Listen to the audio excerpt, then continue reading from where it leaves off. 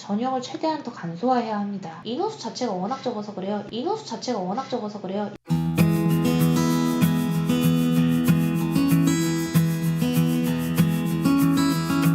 안녕하세요. 입시 읽어주는 여자입니다. 오늘은 삼육대학교의 모집 요강에 대해서 설명을 해드릴 텐데요. 삼육대학교는 제가 많이 보내지 않는 학교 중에 하나입니다. 이유는 간단해요. 수시 인원수 자체가 좀 적고요. 오히려 정시에 좀 인원 배분이 좀 많이 되어 있는 학교 중에 하나입니다. 그래서 간단하게 살펴보도록 할게요. 수시 모집 요약 안내. 교과 후사 전형의 경우에는 교과 100%이고요. 생활체육학과는 교과 40에 실기 60%가 반영됩니다. 아트 앤 디자인학과랑 음악학과는 교과 20에 실기 80입니다. 교과 적성 우수자는 교과 60에 적성 40이네요. 그러니까 이제 가천대랑 굉장히 비슷한 구조를 갖고 있다는 걸 알 수 있겠죠. 그 다음에 종합전형의 경우는 학교생활 우수자 전학과 서류 60 면접 40이고요. MVP는 이렇게 선발을 한다고 하네요. 그 종합전형의 MVP라는 전형을 이제 서류 60에 면접 40으로 진행한다고 하는데 좀 헷갈리겠어요. 왜냐면 삼육대학교를 들어가고 싶은데 입결이 좀 걱정되는 학생들은 이 학석사 통합 과정을 좀 노려보시는 걸 권장할게요.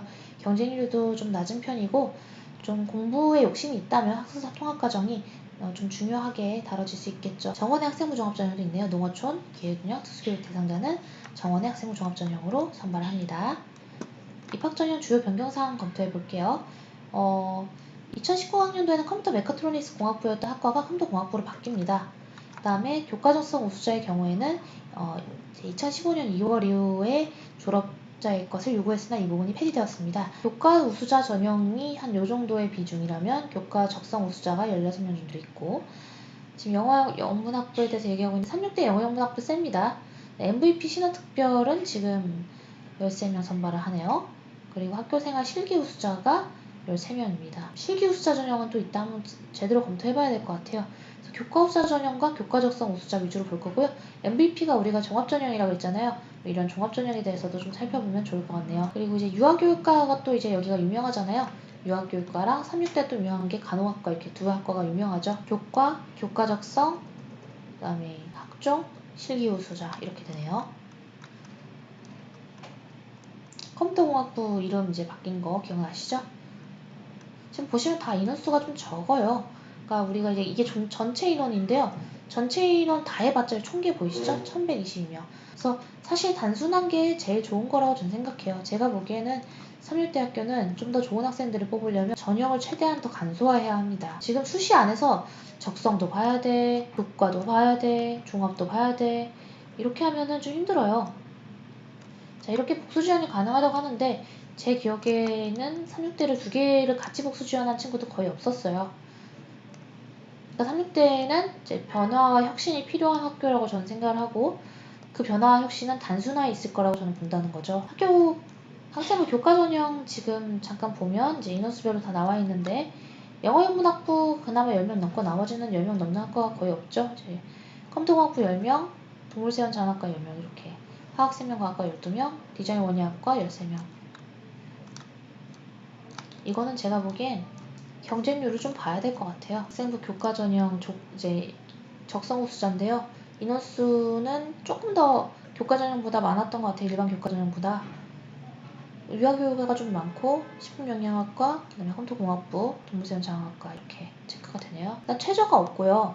적성고사를 국어의 경우에는 화작, 그 다음에 독서문화 이렇게 해서 30문화, 수학의 경우는 수학2의 미적분원, 확률과 통계를 가지고 30문화 이렇게 들어가는데요. 일단 60분 동안 이 많은 문항을 풀으라고 하는 게 너무 과하다고 생각하고, 대학 입장에서는 시험 부담 최소화하고 4개월 등 없이 준비 가능하다고 하지만 저는 이 문항수가 너무 많다고 생각해요.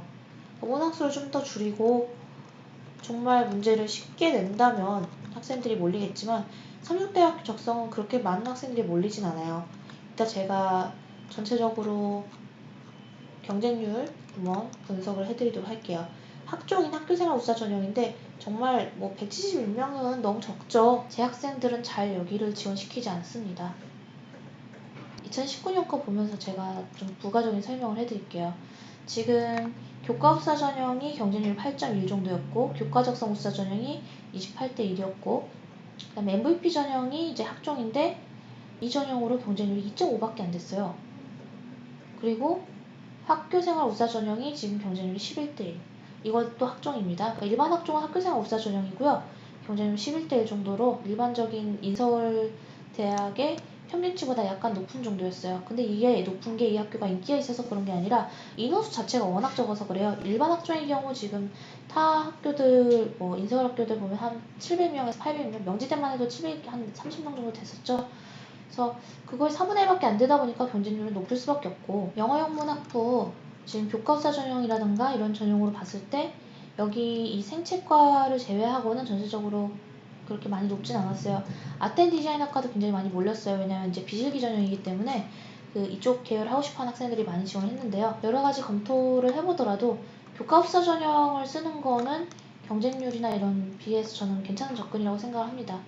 다만 종합전형 같은 경우나 교과 적성 우수자 전형의 경우에는 문제가 너무 어려웠어요. 학생들이 거의 반도 못 풀고 나온 경우도 좀 많았다고 얘기를 들었거든요.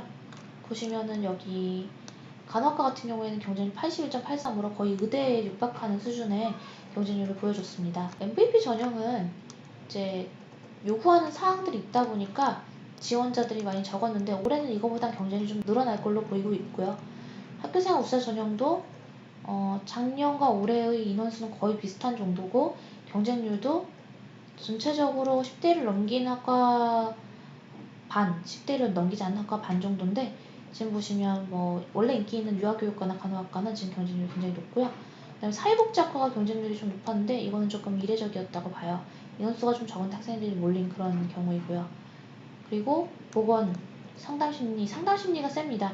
상담심리가 이제 합격자 애들 보면 입결도 높고 뭐 내부적으로 학종에 평가를 했을 때 높은 평가를 받는 생기부를 갖고 있는 학생들이 많았어요.